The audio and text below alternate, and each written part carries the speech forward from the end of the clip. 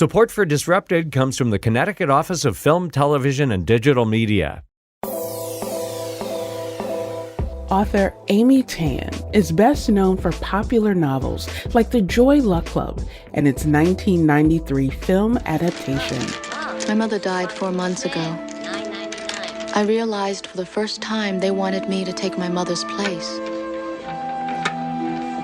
So I sat down on the east, where things begin, with my mother's best friends. The book and movie explore several mother-daughter relationships, some of which were shaped by Amy's own experiences. Amy's latest book is The Backyard Bird Chronicles. This time it hits close to home in a different way. In the book, Amy brings the birds in her backyard to life with humor and tragedy through observations and drawings from her nature journals. But this book isn't just a recounting of wildlife. The author vividly imagines the bird's inner thoughts and comes away with piercing observations about wildlife, humanity, and the relationship between them. This is Disrupted. I'm Kalila Brown-Dean. Today we're talking with Amy Tan about her new book, The Backyard Bird Chronicles, and how being in nature allows her to reflect on everything from racism to the beauty of connection. Amy, welcome to Disrupted. Good to be here. You talk about in your own work that from a very young age, you wanted to be an artist, that there was this connection that drew you in. What is it about art that connects with you and has connected to you for so long? One is that I can do that in solitude. And as a child, even, I loved being by myself in my room, having privacy and being away from family chaos. And the other part of it is that, as with reading when I was a child, art, drawing was something very free. I could just do this. Nobody was telling me how to do it. And I loved it for that reason. You have this moment in the preface to the book where you talk about your childhood, of where you lived and how it allowed you to connect with nature, but that it also allowed you to be free. And that sense of freedom comes through in so many of your stories. How do you navigate freedom in spaces that want to define what that looks like for you? But you also talk about being out and exploring. Share with our listeners some of that exploration in those early years of nature. I remember vividly when I was about 8 years old, I lived in Santa Rosa, and about a block from our house was a creek. And I remember it as being a huge, steep creek, but it was probably a little trickle if I were to see it now. I would climb down the banks and I would go into the little puddles and I would look at pollywogs, for example, and I would watch them grow over time. And I would catch salamanders, snakes, things that crawled on the ground. And I somehow never looked up at the sky to notice birds. But I loved nature. I wasn't afraid of it like a lot of people are these days. They hate snakes. But I loved that kind of thing. They were mysterious creatures. They were different. They were right there. I want to share with our listeners this passage from your book because it was so vivid that as I was reading it, I imagined my own childhood, that sense of exploration beyond boundaries, of no one saying what girls should and shouldn't do or being concerned about getting dirty, but being able to really explore. You talk about this experience where you slip and a rusty nail gouges your knee. And you write, I still have that 1-inch diameter scar on the side of my knee, which I have unconsciously rubbed so often over the years. I have made threadbare spots on many of my pants. The scar remains a badge of bravery and disobedience, a memento of my childhood when I made discoveries on my own, one so exciting they overrode caution. That sense of wonder that children have, that unabandoned sense of connection, still seems to permeate through your writing. How do you connect with that sense of disobedience and defiance that allows Amy Tan to say, this is who I am and how I show up? One is that I have a pledge to myself to always discover something new as I get older. So it doesn't matter how old I am. And I'm like that child who still needs to discover something. And so that in itself, having that be a conscious, intentional goal, means that I do have to overcome certain possible fears, cautions, practical advice. I, for example, for many years was scared of sharks. I couldn't imagine going into the water, into the ocean. But then I realized there's all this fascinating life below the water. And now I go places where I can just snorkel to see sharks. I swim among sharks. I swim right next to them. I've swum into a circle of them going around me, babies, teenagers, adults. Um, and it's so incredible. It's such a high. And once you have that high, it's hard to, stay away from it. There is a sense of excitement that just washed over your face as you were talking about that, of being Exactly.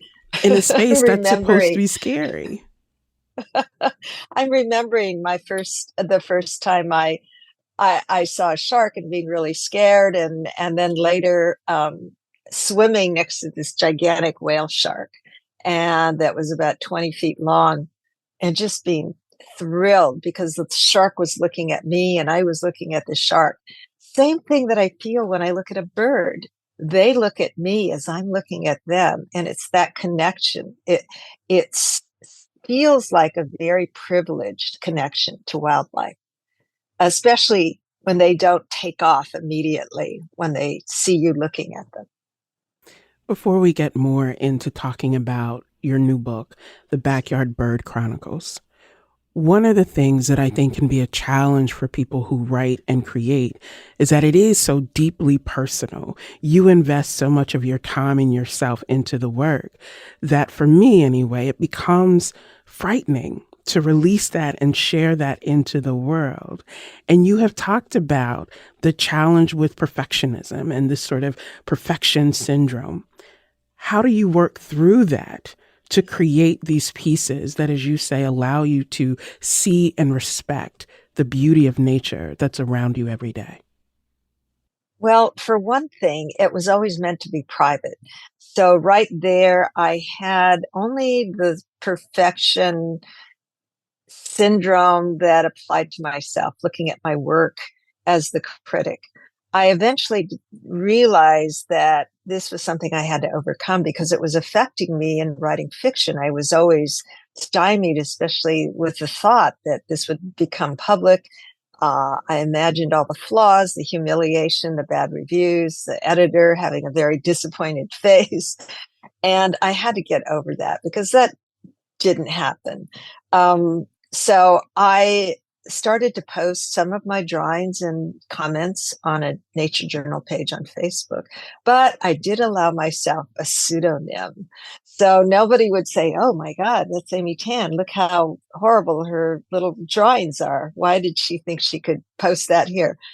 Everybody there was so encouraging to anybody, especially if you said, I'm a rank beginner. I've never done this. I'm a little nervous. Everybody seems so great here. And you'd get tons of encouragement from people. So it was a non-critical platform. It was very embracing. And I was just this anonymous person named Unmay Tan. and I could do that. And it was great sharing with people, but it was still very private. I didn't share all of them, but it was a very private, small community. And I had a thrill sharing discoveries with people, not just my own, but reading about theirs. And it just opened up my mind in a way I never imagined. Opening your mind to questions, becoming a child and not assuming you know everything, being able to state these, what seems like very obvious questions or questions you wouldn't ask because the answers were so obvious and they weren't.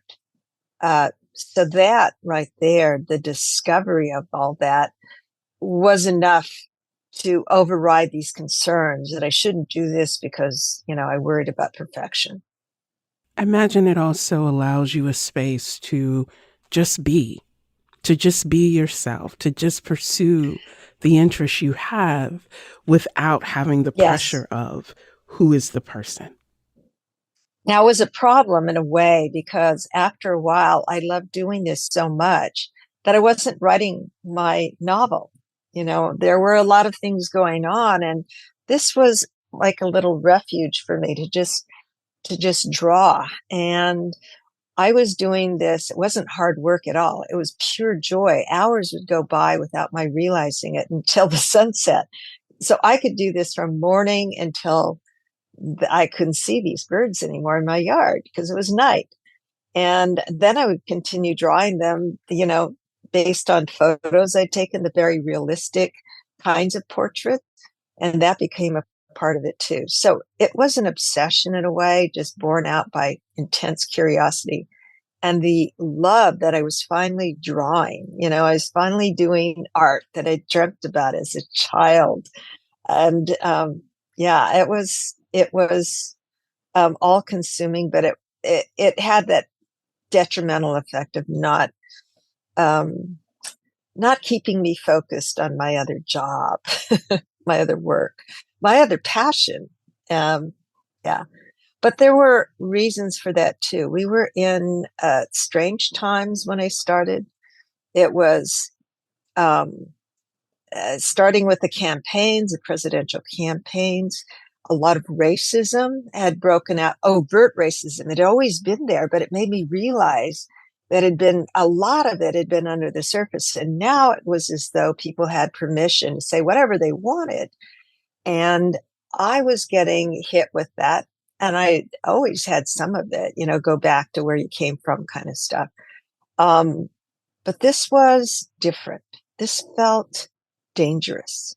I felt very vulnerable, and I needed to get away from that. I do have to say this. When it started happening, it came in the way of, for example, being ghosted, and people would be served. Everyone would be served except for me, repeatedly.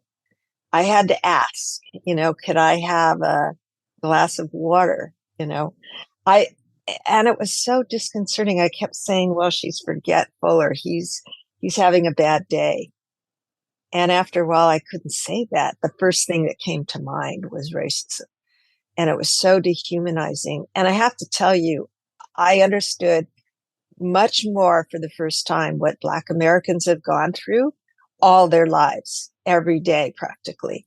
And it was the suspicion that people were racist that was really bothering me, that I couldn't assume people were having a bad day, and maybe they were, but that's what came to mind. And I had to get away from that thought, especially when COVID came around and Asians were being targeted for having caused this pandemic.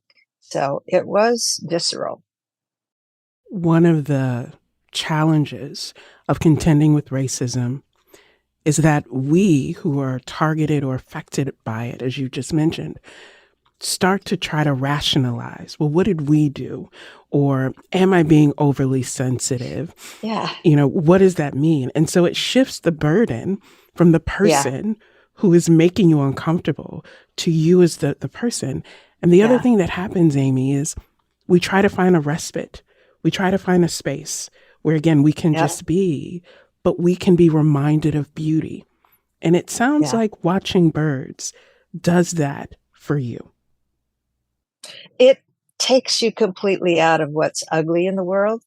One part of it is that you're there in the moment. How rare is it for us to be in the moment, conscious of every little thing going on in the moment? We're thinking of the past, the things that had happened in the past, things that we're worried about. Then we're thinking of the future, constantly these goals, what we have to do, the daily thing. But when I am watching birds, whether it's in the backyard or out with friends, you're just there. You're not thinking of anything else. And it's beautiful and surprising, constantly surprising. You just are taken aback by the beauty of everything, and everything that's new. So there's no way you can be thinking about anything else. I think it's something that many people who watch birds or nature feel, and that's why they have this absolute need to go back into nature from time to time to refresh themselves, to block out what is negative going on in their lives, the constant worries. You just need it for however long, a few minutes, an hour, a day, to get your perspective on life back onto a different track.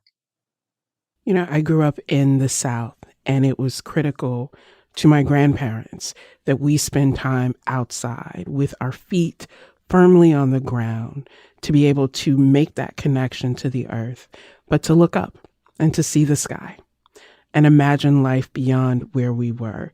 You talk in the book about your backyard as being this place where you can observe, you can be connected, you can develop this profound respect for nature while still trying to figure out, how do I attract and feed these birds and counter the very acrobatic squirrels who I'm contending with in Yeah. my own backyard? Describe your backyard for our listeners and what it means for you as the space for connection.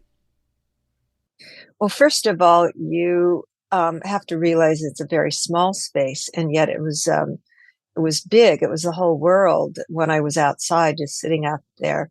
The patio itself is about 10 by 15. And then there's a fence, and it has a trellis of jasmine, little pots of plants, chair, and the very ugly bird stand that has a lot of homemade feeders on there, other kinds of feeders. It looks like the kind of thing you put washing machines on your front lawn that don't work anymore. It's not attractive. And it's also what's known as an oak habitat. I'm surrounded by oak trees.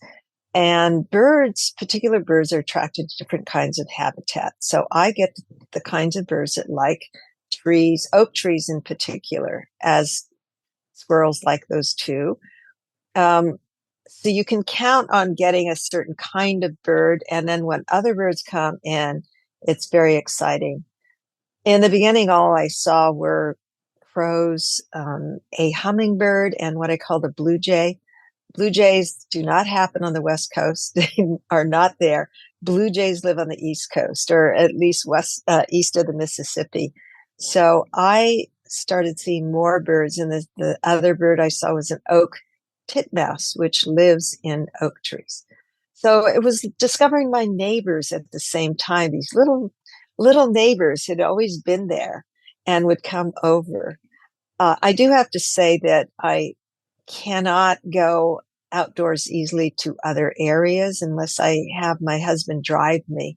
He's very understanding and would take me to those places, and has. But, when you want to go to that place every single day, it's a little bit of an imposition to ask your husband to take you 20 miles to a park or something. I have epilepsy, and so I can't drive. Thank God I discovered that I don't have to go anywhere. I can just go to my yard, can look outside and see all this life going on. And I was oblivious to it for all those years. I can't believe it that I never looked at it. Coming up, more with author Amy Tan. She talks about seeing herself in the birds she draws. This is Disrupted. Stay with us.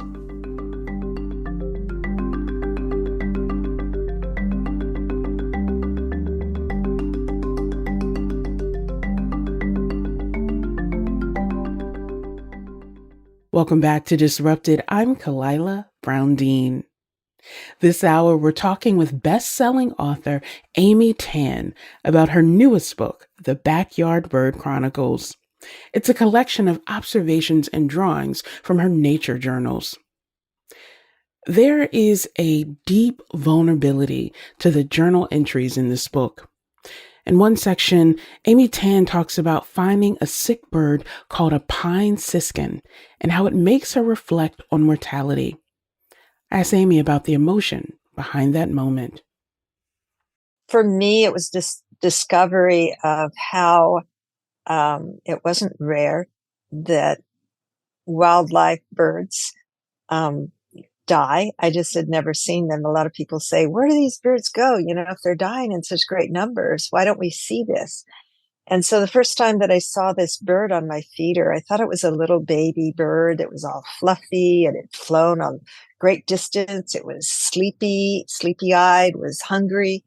And then I saw that its backside was very messy and that it really wasn't eating. It was just all this food was not being, he wasn't able to swallow, and it flew and landed on me. And then I knew something was wrong. That bird had a disease that is common in large numbers of finches, uh, and it was going to die within the day. The fluffiness was because it couldn't thermoregulate anymore. I didn't know any of this. I just saw this bird that I realized was going to die. I'd called up U.S. Fish and Wildlife to find out what this was. And I was so heartbroken. I took down the feeder and just all the feeders. I had about 12 of them. I took them all down and I said, I'll never do this again. I can't stand to look at birds dying. And then I read a fact that 75% of birds never make it to adulthood, never make it to that period when they will be breeding. And that was astonishing. Same with hawks, same, with a lot of birds. And this is something that is a fact of life. Now, one of the discoveries, it being in nature, is that this is not just about appreciating beauty and then suddenly, being devastated by the death of a single bird. It was recognition in myself of the questions I have about mortality or my feelings about mortality. Uh, I'm a writer, so I think about death every day, and it's not with dread. It's with this fascination that here I am in a vivid life, and that people around me are very vivid, talking, have emotions. I have emotions about them, and they will be gone one day. We'll be gone one by one. We're leaving the party. And what does it mean? What does that simple fact of mortality mean in terms of what I do now? And so I'm looking at these birds and I'm recognizing now that so much about bird life, what they do, their behavior is all about survival. And then think about people and people in circumstances who are in peril, people in other parts of the world that are experiencing war, terrorism, persecution, and that their lives too are about conscious survival every single day. I have the luxury of being in a country where I don't have to think about it 24 hours a day. But I'm looking at this now, very aware of the nature of survival. I also had to confront questions of morality. So when I'm looking at wildlife and I'm seeing that, say, a mealworm is being eaten by a bird, there's a mealworm that I bought for the bird, and the mealworms are now being eaten by yellow jackets while they're still alive. And the yellow jackets are preventing the birds from eating. So what do I do to the yellow jackets? I get a yellow jacket trap and I trap these yellow jackets. And then I see the yellow jackets struggling and other yellow jackets coming. And I've read they recognize faces, and I'm thinking they're saying things like, Betty, Betty, hang on. We're going to get you. We're going to find a way. And I felt bad. And I thought, gosh, I've never felt bad for a lot of creatures I don't see, ants you might step on, or all these creatures that die. And I think my compassion has been kind of phylogenetically based. It's like, where are they on the food chain? I don't have to have compassion for these creatures I don't see, or get smashed, or you kill them because they're annoying. And that was a moral question. Where is my line for compassion? And I thought about in terms of other people and races, and where does our compassion stop? When we look at certain people, what are the circumstances where we're saying, well, the these ants don't look good in my kitchen? Where do we say these people are coming into our country and they don't look good in our country? So I thought about all of those questions in a very deep way. And I think that's why I love being in nature as well. It moves you to think and feel much more deeply in ways you never thought of. You're not prepared to have these questions come to you, looking at beauty. And to be open to that, to be open to Yeah. the continuous learning. I'm thinking, Amy, of something you said a little while ago about starting this journey during an election where things were very divisive, very ugly, and the legacies of that to find us now entering into an election season that many of us are bracing ourselves for what may come in terms of the kind of ugliness that gets unleashed. How do you think that this connection with nature, this connection to birding, can help you or help others as we move through these political divisions and embracing the things that you talked about of empathy and compassion, understanding mortality and morality when so much seems uncertain? How does nature help there?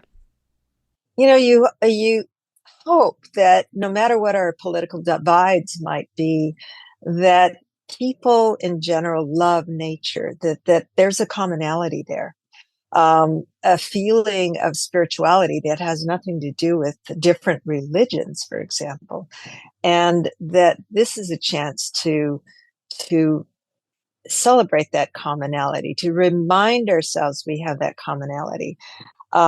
When I'm in a birding group or a group of birders, I can't assume that everybody has my same beliefs about everything else in the world. And that's a good thing. There we are, united in something else. But also here's another part of it. When you're in nature, you feel a kind of responsibility when you see something happening in nature. For example, that birds are being killed by the billions every year by window collisions or by cats. You feel that you have to speak up. You can't be passive about this. So I've gotten into conservation. And in the same way, you have to feel, connected in whatever your beliefs are and however they come out, whether it's politics or, certain beliefs about spirituality. And you act upon them, but at the same time, you're not doing harm in other ways. You can work on conservation, your beliefs in nature, but you don't do harm. And I think that those are good mottos to live by, that we do no harm. And we can have the differences. We can celebrate our diversity and our differences in opinion. And that makes our civilization very rich, our culture very rich. And we should not strive to limit that. And I would say, both sides of the political divide, we are very divisive and we attack the other side. So that leaves no room, really, in many cases, for coming together with commonality. So I think we need to seek out whatever that commonality can be found. Nature is one. I can't imagine, politics affecting how you see a hummingbird. And that's wonderful. So, it is this need, I think, to be, the word activism has kind of a dirty connotation to it for a lot of people, but I think it's to be active. It's to take part in something that is important to you, take part in conservation, take part in getting out messages, that are important to you during elections, and what you believe in, but in a good way that can win people over with, I think in part with emotions, with this common emotion we feel about certain things. It's like with writing a book. Nobody knows my life. Maybe, they're not raised in a Chinese family, but if you write with emotion, with beliefs, and these emotions are something that everybody shares. Everybody feels loss. Everybody feels hope and disappointment and love and and you find that commonality. They connect with a book about characters that are fictional, about families that are unlike theirs. And when they feel it at that deep, deep level, you're connected suddenly. And that's, I think, part of it. We need to find connections and not just the differences, the divides. The first time that I read The Joy Luck Club, what stood out with me was this commitment to building and communicating across differences, across experiences and backgrounds, the multi-generational and intergenerational experience of trying to find some commonality, but also respecting one's history and one's elders and still being able to say, let's go forward. I hear some of those themes in the Backyard Bird Chronicles of being able to be together, respecting those around you. So you talk about, I'm observing the birds and the birds are observing me, that kind of communication and commitment. Yeah. How does communication show up for you in birding as you are In chronicling birding. that? Yeah. Well, the first thing that I notice is that every time I look at a bird, it sees me. You may think that it doesn't see you, but it actually does. And sometimes they look directly at me, and that is such a thrill. But part of the communication is also that when I'm drawing, I have to imagine that I am the bird. Imagination, to me, is the closest we have to compassion. If we can imagine ourselves as the other person, as the bird, as something that is so out of our, out of our usual world, it opens us up in a way that I think is surprising. So there I am. I had this wonderful teacher. He's still my mentor. And when I was learning to draw birds, his comment to the class was that you should try to imagine feeling the bird. You should imagine the life force of the bird. And me being a fiction writer, I could take it one step further into imagining I was the bird. I was the bird looking at me. What is the bird feeling looking at me? Probably a lot of wariness, maybe even fear, maybe wonderment that I've shown up at this place where no person, I'm a creature, flightless, no feathers, that I'm there. Maybe it is wondering if I have food. It's not wondering whether I'm edible and a little too big, but it's all that fun imagination, but real, so I could understand why a bird would fly away when it sees me. It's wired in some sense to fly away, sudden movements. But what if I sit still? Stillness is communication. Stillness. I'm there absolutely still. And after 5 minutes, the birds come and they may look at me, but I'm not moving. And they kind of know. So I'm imagining the bird kind of know I'm a little too big and I don't have wings. I'm not going to be able to leap up and get them in a second. So they're pretty calm and they're in the bird feeder just there. Sometimes they look at me, sometimes they don't. And that's communication. They do their thing and I am just absolutely still watching. Sometimes I will have a bird land on me, hummingbirds typically, and I've also had chickadees and nuthatches. But I'll look at the bird, and if I talk softly to the bird, especially the hummingbirds, they will stay. And I just say, "Oh, you're so pretty. Oh, what a good boy you are. Are you hungry? Oh, look at you." And I'll just say it in that voice. And they look at me. They look up with those beautiful black eyes, and then they look back down and keep feeding. That is a communication. Body language, tension in your body, your facial expressions, all of that non-verbal communication comes into play. And we should recognize that we communicate to people on an unconscious level in the same way. The tension in our bodies, our movements, and the tenseness in our voices, the quality of our voices, not the words, but the qualities of these things, the speed in which we move. These are all part of our communication. Speed is threatening in many times, unless you're watching the Olympics, then you cheer for speed. But if somebody moves rapidly toward you, we have a little bit of wariness that especially in different contexts. So we can learn from the birds what are these nonverbal signals that are communicating something.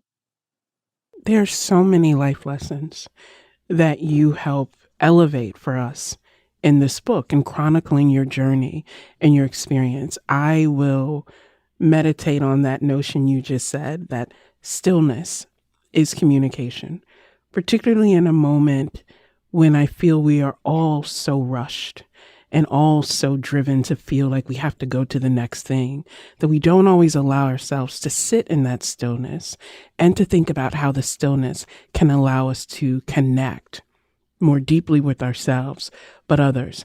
You also write about the power it would be if people saw birds as individuals. Can you talk more about that power? I am a member of the board of American Bird Conservancy, which is concerned with species, the loss of species, and as it habitat that relates to that, or changes in the environment, or laws and everything. We're looking at species. We often think of going birding and saying, "Oh, there's a robin. Oh, there's a crow. There's a grosbeak," and they're just names of species, and we're so proud to find them. But if you slow down and you look at the same bird for a very long period of time, you get to know them not as a species, but as an individual, a creature inhabiting the same space that you are inhabiting. You are a creature as well. And these individuals changed how I view wildlife, that I had to see it as um, part of my world, the sanctity of each individual life in my yard. And so it was good for me to mourn the loss of the lives. It was essential. And not just to mourn the loss of an entire species, that it begins with the individual. Our caring for birds, for species of birds, begins with falling in love with a single bird. It's the same with a lot of people with pets. They have a pet dog or cat. They fall in love with that animal. Then they get involved with rescue, dog rescue, cat rescue, or aligning themselves with other dog owners, or getting very territorial about their dogs. And, there are things that can happen that are still very territorial in that. But, I like to focus on the things about individual birds, about the appreciation for the individual that leads into a greater love for birds in general, for their lives, the sanctity of their lives, and the fact that they do belong in our world, that they are necessary, that creature belongs in our world just as much as we belong in the world. Coming up, more with author Amy Tan. She'll talk about her upcoming novel and how it was shaped by her own life. This is Disrupted. We'll be right back.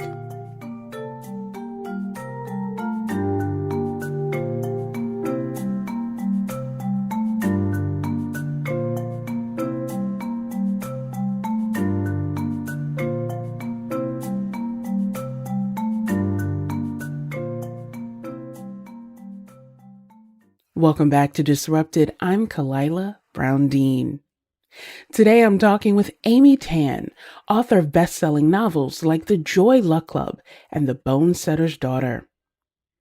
Amy's latest book is called The Backyard Bird Chronicles. It collects drawings and writings from her nature journals. I asked Amy what observing nature has taught her to observe about herself. I always thought that I was very observant to begin with because I'm a writer. And it started off when I was a child, being observant of human behavior.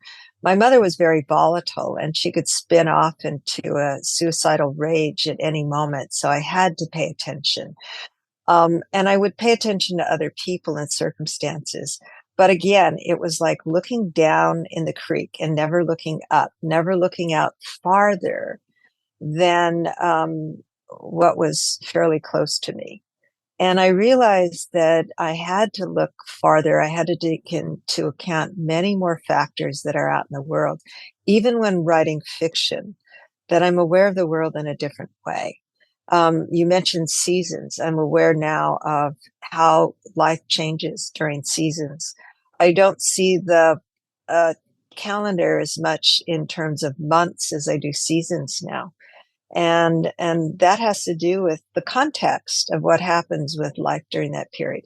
Well, you have to think also about context of seasons with people as well, especially during times when people are working, people who are working out in the outdoors. One of my goddaughter, one of her parents, her father, was a migrant worker, and he was working in the fields from the time he was 4 in the hot sun. And he talks about what that is. Well, a lot of us, we stay indoors in air conditioning when it's really hot, and or we go to shady places. We're not, out there picking garlic in the sun. But there are people that's true. That they do have to, you know, seasons make a difference. Seasons also bring in work. So we're conscious then of all these other aspects of our environment, our world, that do impact other people. So that became an enlargement in my life that I appreciate so much. It will be part of my observations that go into my fiction from now on. It makes my work, I think, richer. I appreciate how you talk about how those two streams of your passion feed one another. I have to say to our listeners, this is one of the most beautiful books I've encountered in a very long time. There are 132 illustrations created by Amy Tan.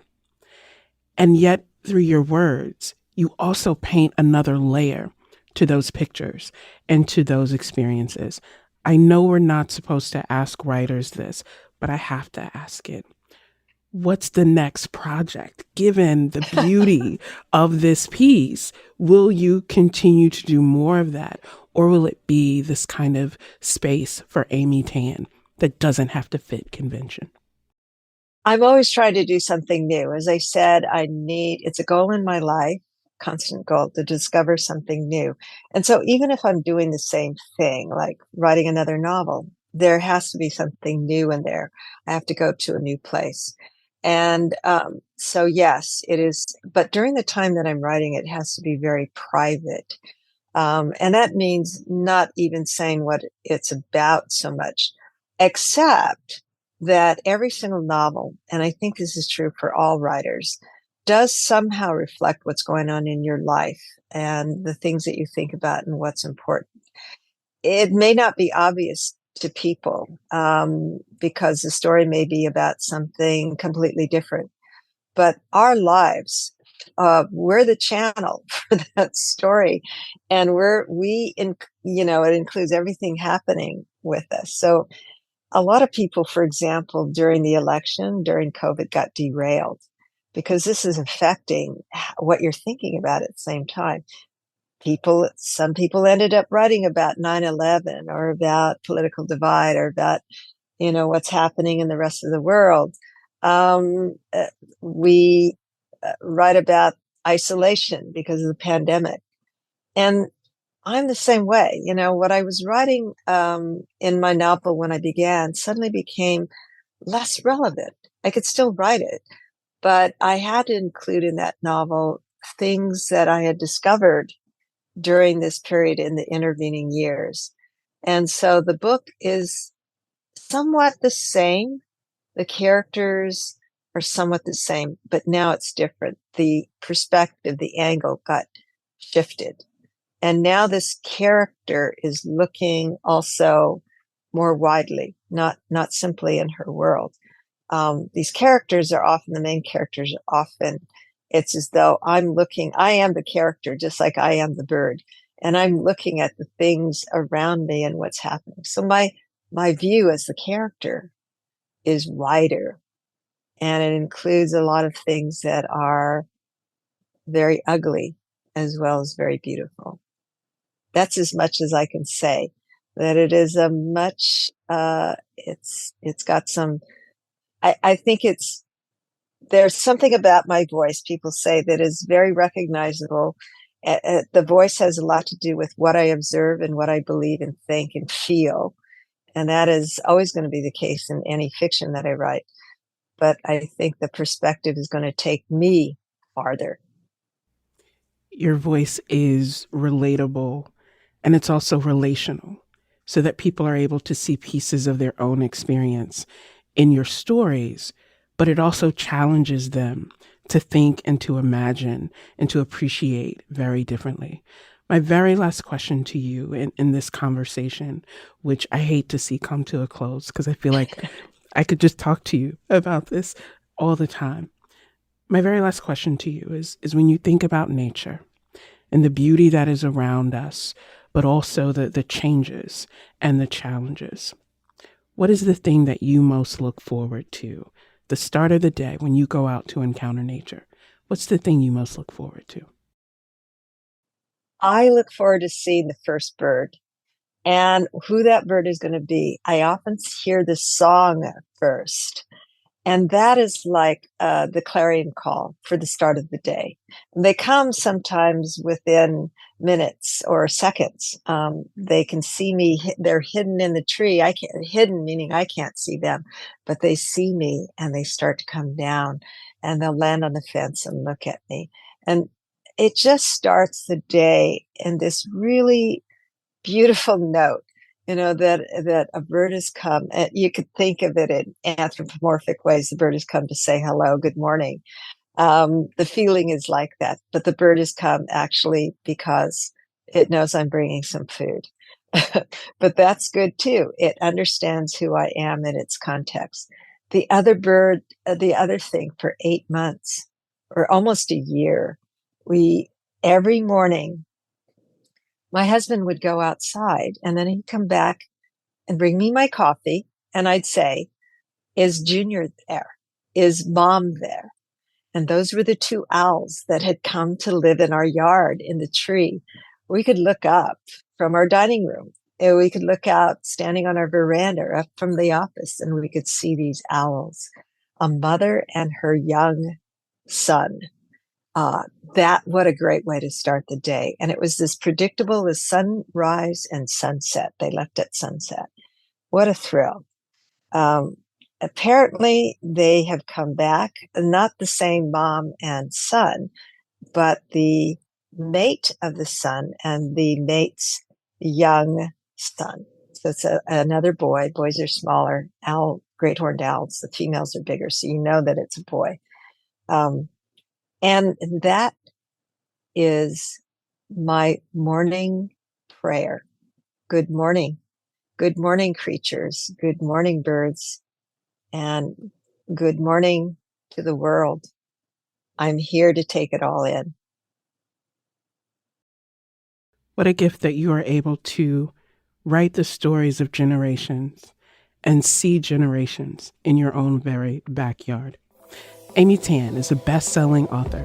Her newest book is called The Backyard Bird Chronicles, and it's based on her nature journals. Amy, thank you so much for joining us. Thank you so much.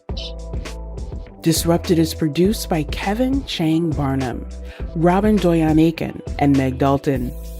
You can listen to all the previous episodes of Disrupted by finding us wherever you get your podcasts. And you can listen to new episodes every Friday at 9 a.m.